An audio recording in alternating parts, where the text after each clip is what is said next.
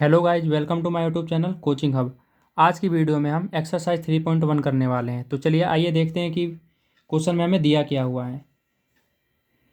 Question first, given here are some figures. हमारे पास कुछ फिगर्स यहाँ पे दिए हुए हैं और हमसे ये पूछा गया है कि सिंपल कर्व कौन सा है, सिंपल क्लोज्ड कर्व कौन सा है, पॉलीगन कौन सा है, कन्वेक्स पॉलीगन कौन सा है, कनकेव पॉलीगन कौन सा है। तो चलिए आइए क्वेश्चन को स्टार्ट करते हैं। फर्स्ट क्वेश्चन के ए पार्ट में हमें दे रखा है कि सिंपल कर्व कौन सा है, हमें ये बताना है।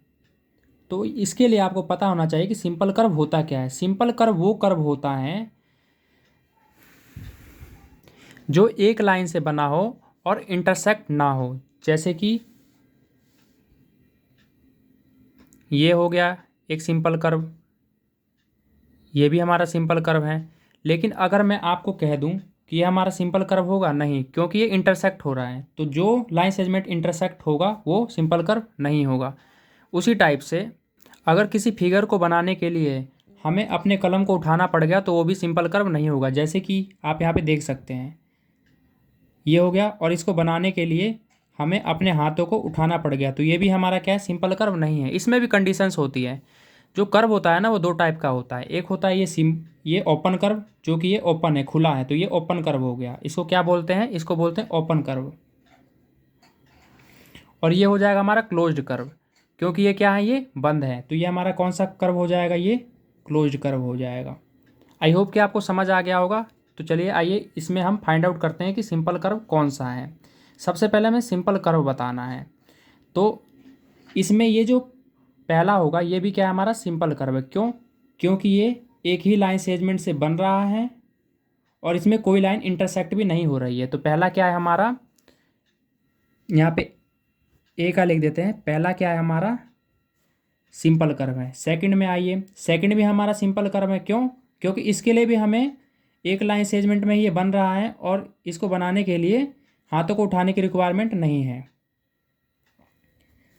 थर्ड पे आते हैं, क्या ये सिंपल कर्व है? ये सिंपल कर्व नहीं होगा, क्योंकि यहाँ पे अभी मैंने आपको बताया था कि इसको बनाने के लिए हमें हाथों को उठाना ही पड़ेगा, तो ये हमारा सिंपल कर्व नहीं है।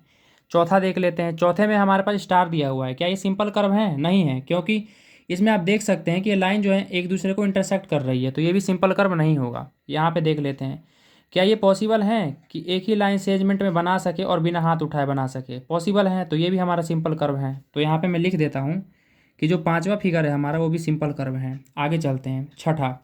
छठा भी सिंपल कर्व है, इसको भी बिना हाथ उठाए बना सकते हैं और बिना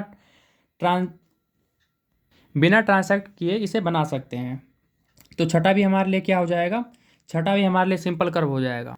अब बारी है सातवें की। सातवां क्या सिंपल कर्व होगा? बिल्कुल होगा। क्यों?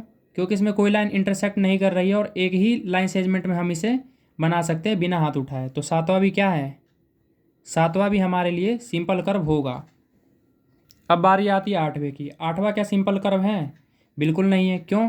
क्योंकि ये पॉसिबल ही नहीं है कि बिना हाथ उठाए हम इसे बना सकते हैं, क्योंकि जब भी हम इसे बनाने की कोशिश करेंगे, जैसे मैंने ये बना लिया, तो हाथ हमें उठाना ही पड़ेगा। अगर मान के चलिए यहाँ मैंने बना दिया, ठीक है, इसे आप बिना हाथ उठाए, हाथ उठा के बेशक बना सकते हैं, लेकिन आप ये देख सकते हैं कि सिंपल कर्व नहीं हुआ। क्यों? क्योंकि ये अलग अलग टाइप में फिगर हो जा रही है। एक यहाँ पे बन रहा है, फिर यहाँ पे लाइन हम खींच रहे हैं, फिर इसे बना रहे हैं, तो इस टाइप की फिगर भी हमारी सिंपल कर्व नहीं होगी। तो देख सकते हैं कि पहले कंडीशन में हमारे पास ये जो आया है आंसर, ये क्या है, सिंपल कर्व है। अब देखते हैं सेकंड कंडीशन कि बी में हमें सिंपल क्लोज्ड कर्व बताना है। अब सिंपल क्लोज्ड कर्व क्या है? ऐसा फिगर जो सिंपल हो और बंद हो। अभी तक हमने यहाँ पे जितना भी फिगर देखा है, ये सारे क्या हैं, पहला, दूसरा, पांचवा, छठा, सातवां, ये सिंपल भी हैं और ये सारे क्या हैं, बंद भी हैं। तो दूसरे का भी यही सेम आंसर हो जाएगा। 1, 2, 5, 6, 7। अब चलते हैं इसके थर्ड पार्ट पे।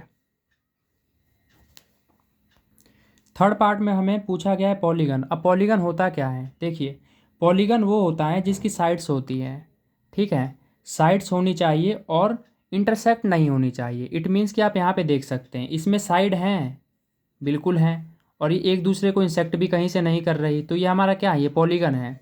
इसमें भी साइड है लेकिन इंसेक्ट नहीं हो रहा है बिल्कुल भी, तो पॉलीगन है। ये हो सकता है पॉलीगन? नहीं हो सकता, इसमें कहीं साइड्स ही नहीं है हमारे पास। इसमें साइड्स तो हैं लेकिन ये इंटरसेक्ट कर रहा है, तो ये भी हमारा पॉलीगन नहीं होगा। इसमें भी साइड्स नहीं है, पॉलीगन नहीं है। इसमें भी नहीं है, इसमें भी नहीं है, इसमें भी नहीं है। इट मीन्स कि इसमें हमारे पास दो ही पॉलीगन होगा, एक तो पहला और एक दूसरा। यहाँ पे लिख देते हैं। अब चलते हैं इसके डी पार्ट पे। डी पार्ट में ये पूछ रहा है कन्वेक्स पॉलीगन क्या होता है। बच्चों को कन्वेक्स और कनकेव में बहुत कंफ्यूजन होती है, तो इसके लिए मैं आपको शॉर्टकट तरीका बता देता हूँ। कनकेव, केव मतलब होता है गुफा, और गुफा होता है अंदर की साइड। तो आप यहाँ पे देख सकते हैं कि ये वाली जो फिगर है ये अंदर की साइड है, तो ये हमारा क्या हो जाएगा, ये कनकेव हो जाएगा। और बाकी जो दूसरा बच गया बाहर की ओर निकला हुआ, वो हमारा कन्वेक्स हो जाएगा। तो चलिए आइए क्वेश्चन को करते हैं। डी पार्ट में हमसे पूछा गया कन्वेक्स पॉलीगन। तो कन्वेक्स पॉलीगन वो होता है जो कि बाहर की ओर निकला हुआ होता है। तो आप यहाँ पे देख सकते हैं कि ये वाला जो पार्ट होगा ये हमारा कन्वेक्स पॉलीगन होगा। बाकी इसके जैसा कोई भी फिगर इसमें नहीं है, देख सकते हैं आप। तो डी पार्ट का आंसर हमारा दूसरा वाला डायग्राम हो जाएगा। अब आगे चलते हैं ई पार्ट पे। ई पार्ट पे जैसा कि मैंने अभी आपको बताया कि कनकेव वो होता है जो अंदर की साइड हो। क्यों मतलब गुफा, और गुफा अंदर की साइड होती है, तो ये वाला जो फिगर है वो अंदर की साइड है और इसमें साइड्स भी दिया हुआ है, तो ये हमारा कनकेव पॉलीगन हो जाएगा। तो ई का आंसर हो जाएगा हमारा फर्स्ट। अब चलते हैं नेक्स्ट पार्ट पे। नेक्स्ट पार्ट में हमें दिया क्या हुआ है। अगले पार्ट में हमसे पूछा गया है कि एक रेगुलर पॉलीगन कौन सा होता है। तो देखिएगा, ये रेगुलर पॉलीगन वो पॉलीगन होता है जिसकी साइड्स इक्वल होती हैं। सारी साइड्स क्या होनी चाहिए, इक्वल होनी चाहिए। जैसे कि हम यहाँ पे ट्राइंगल ले लेते हैं। ट्राइंगल क्या है, अब ट्राइंगल में भी जिसकी तीनों साइड इक्वल होती हैं, जैसे कि वो होता है इक्विलेटरल ट्राइंगल। क्या होता है, इक्विलेटरल ट्राइंगल। तो ये क्या है, ये एक रेगुलर पॉलीगन होगा। ठीक है गाइज। इसी तरह से आप यहाँ पे देख सकते हैं एक स्क्वायर। स्क्वायर की क्या होती है, चारों साइड्स इक्वल होती हैं, तो स्क्वायर भी क्या होगा, स्क्वायर भी एक रेगुलर पॉलीगन होगा। अगला चलते हैं, एक ले लेते हैं हम हेक्सागन। हेक्सागन में क्या होता है गाइज कि हेक्सागन में हमारी 6 साइड होती हैं।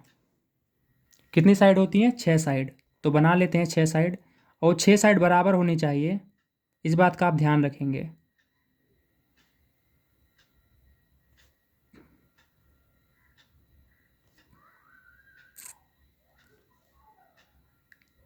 तो आप देख सकते हैं कि ये हमारा क्या है, हेक्सागन, और इसकी 6 की 6 साइड क्या है, आपस में बराबर हैं। तो ये क्या हो जाएगा, ये भी एक रेगुलर पॉलीगन हो जाएगा। यहाँ पे लिख देता हूँ मैं। ठीक है गाइज, ये तीनों क्या हो जाएगा, ये तीनों जो हैं वो एक रेगुलर पॉलीगन हो जाएगा। और आप इसके नेक्स्ट पार्ट में देखिए, हमें 3 क्वेश्चन में दिए हुए थे और इसका हमसे आंसर पूछा गया था। तो रेगुलर पॉलीगन समझाने के साथ साथ मैंने इसका आंसर भी यहाँ पे लिख दिया है। जैसे कि आप देखिए, 3 साइड वाले हमें रेगुलर पॉलीगन का नाम बताइए। और रेगुलर पॉलीगन वो होते हैं जिसके तीनों साइड इक्वल होते हैं। तो 3 साइड जिसके इक्वल होते हैं वो हो गया इक्विलेटरल। यहाँ पे इक्विलेटरल ट्राइंगल के क्या होते हैं, 3 साइड इक्वल होते हैं। तो ये हमारा क्या हो गया, इक्विलेटरल ट्राइंगल, 3 साइड वाला रेगुलर पॉलीगन हो गया। इसी टाइप से 4 साइड वाला रेगुलर पॉलीगन। अब 4 साइड वाला आप सोच रहे होंगे गाइज कि मैंने क्वाड्रिलेटरल भी तो ले सकता था, लेकिन आप जानते हैं कि क्वाड्रिलेटरल ज़रूरी नहीं है कि उसकी चारों साइडें ही इक्वल हो। स्क्वायर एक ऐसा क्वाड्रिलेटरल है, ऐसा पॉलीगन है जिसकी चारों साइड क्या होती है, इक्वल होती है। इसलिए मैंने यहाँ पे 4 साइड वाले में स्क्वायर ही लिया है। आगे चलते हैं, यहाँ पे देखिए 6 साइड। अब 6 साइड वाला जो रेगुलर पॉलीगन होता है वो होता है हेक्सागन। तो ये मैंने यहाँ पे हेक्सागन लिया है, क्यों, क्योंकि इसका 6 साइड क्या होता है, इक्वल होता है। इस तरह से ये एक्सरसाइज कंप्लीट होता है। अगर वीडियो आपको अच्छी लगी हो गाइज, तो वीडियो को लाइक करें, शेयर करें, और इसी तरह की वीडियो देखने के लिए हमारे चैनल को सब्सक्राइब जरूर कर लें। धन्यवाद।